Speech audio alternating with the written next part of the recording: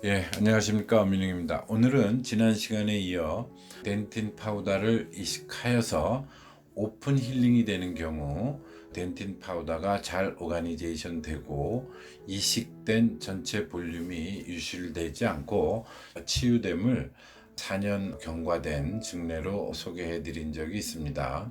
오늘은 연장선에 또 다른 증례를 소개해 보도록 하겠습니다. 지난 57강에서 한번 소개해 드린 발치와 동시에 임플란트를 식립하고 7 내지 10일, 길게는 2주까지도 기다렸다가 다시 골 이식, 즉 덴틴 파우더를 이식하는 타이밍 오브 임플란트 플레이스먼트에서 모디파이드 타입 1에 해당하는 것을 소개해 드린 적이 있습니다. 그래서 오늘은 이 덴틴 파우더의 오픈 힐링 시 바이오 컴패터빌리티가 매우 우수하며 또 이식된 덴틴 파우더의 볼륨을 잘 유지하고 있음을 이 모디파이드 타입 1 술식으로 한번 소개해 보도록 하겠습니다.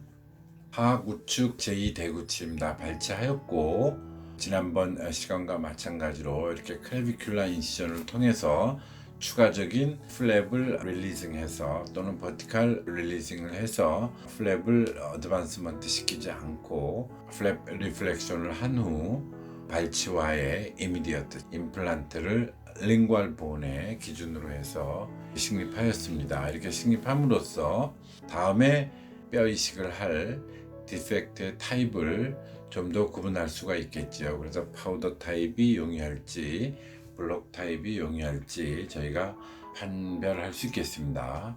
클래비큘라 인시전을 이용해서 플랩을 리플렉션 하였고 다시 플랩을 닫아서 역시 발치와와 마찬가지로 오픈 힐링을 시키게 됩니다. 시초한 모습이고요. 프라이머리 인텐셔널 시초를 하지 않았죠. 그 다음 그림은 수술 후 다음 날의 모습입니다. 이미 블러드 클럿이 클래비큘라 인시전에 약간 라서레이션 된 부분과 가운데 오픈된 부분 차기 시작하였습니다. 그 다음에 4일째 모습이죠. 시초가 물론 있긴 하지만 내추럴 익스트랙션 소켓 힐링과 매우 유사하게 힐링이 잘 되고 있고 13일째 이제 스티치 아웃과 동시에 뼈 이식을 시행하기 위해서 내원하였습니다. 거의 다 내추럴 힐링이 된 모습을 보이고 있습니다. 그래서 스티치 아웃을 시행하였고요. 아직 프라이머리 온드 힐링은 되지 않고 있습니다. 그래서 여기에 뼈 이식을 하기 위해서 다시 원래 했던 클래비큘라 인시전 라인을 통해서 쉽게 플랩을 열 수가 있겠습니다. 플랩을 연 모습이고요. 약 13일 전 발치 후 임플란트만 식립했을 때의 디펙트 사진과 비교해 보시면 약간의 그래듈레이션이 남아있는 소켓 월에 붙어 있는 것을 볼 수가 있습니다. 즉 well organized 그래듈레이션이고 조직학적으로 보면 수차례 소개해 드린 대로 아주 프라이머리 우분본이 되겠죠. 그리고 본 마진이 잘 보이진 않습니다. 물론 그래듈레이션을 제거해야 되겠지만 리모델링 과정에 들어갔다고 보시면 되고요. 여기에 몰더블 덴틴 파우더를 이용을 해서 트랜스퍼 한 후 라이트 핑거 프레셔로 잘 눌러서 그림과 같이 몰딩 하여서 소켓 프리저베이션 또는 GBR 해서 디펙트 부위를 잘 리페어 했습니다. 그리고 다시 원래 클래비큘라 인시전 했던 부위를 어프록시메이션 시초했습니다. 그래서 중간 부위 약간 열려있는 부위가 보이고 처음부터 라서레이션 됐던 부위가 보이는데 블러드 클럿이 찬 것이 보입니다. 수술 후 그 다음날의 모습입니다. 역시 블러드 클럿 오가니제이션이 잘 되는 모습이 보이고요. 5일째 모습에서 보이면 센트럴 에어리아, 즉 임플란트의 카바스크루 상방에는 1개 내지 2개의 그 덴틴 파티클이 바깥으로 밀려 나오고 있는 모습을 볼 수가 있습니다. 그래서 12일째 스티치 아웃 위에 내원하였고 그 자리 덴틴 파티클이 밀려 나왔던 자리는 덴틴 파티클은 없어졌고 약간 임플란트의 카바스크루가 보이는 듯 합니다. 그래서 스티치 아웃 하였더니 역시 프라이머리 클로저는 안 돼 있고 아직 힐링 중이면서 임플란트의 카바스크루가 보이고 있습니다. 좌측 사진은 애초에 저희가 GBR 또는 소켓 프리저베이션으로 덴틴 파티클로 리페어했던 사진이고요. 그리고 토탈 수술 후 스티치아웃은 12일째 하였고 또 일주일이 지난 19일째 보면 임플란트의 카바스크루 상방으로 힐링이 되는 모습이 보이고 카바스크루 상방에 또 다른 덴틴 파티클이 밀려 나오고 있는 모습을 볼 수가 있습니다. 그러나 액티브한 염증 없으면서 잘 오가니제이션 된 것을 보고 있습니다. 통상 다른 증례를 통해서 설명해 보면 이 덴틴 파티클은 잘 밀려 나올 것이고 이것이 프라이머리로 운드 클로저가 되거나 또는 오픈된 상태에서 힐링이 될 것으로 보입니다. 그래서 이렇게 염증이 비교적 없는 상태에서 덴틴 파티클이 그래프트 사이트가 소프트 티슈가 힐링이 어떻게 되는지는 지난번 소개해 드렸고요. 이 중례도 계속 보고해 드리겠습니다만 핵심은 과연 이렇게 오픈됐을 때 이식된 덴틴 전체의 볼륨과 쉐입이 유실이 되느냐 안 되느냐겠죠. 엑스레이를 보겠습니다. 좌측 CT 스캔은 발치와 동시에 임플란트만 식립한 사진입니다. 즉 바칼 쪽에 디펙트 사이트가 보이죠. 그리고 약 12일 후 다시 플랩을 열어서 이쪽 부위에 덴틴 파티클로 리페어를 시행한 모습입니다. 그런데 스티치 아웃 되었을 때 덴틴 파티클이 밀려 나오는 모습을 보셨는데요.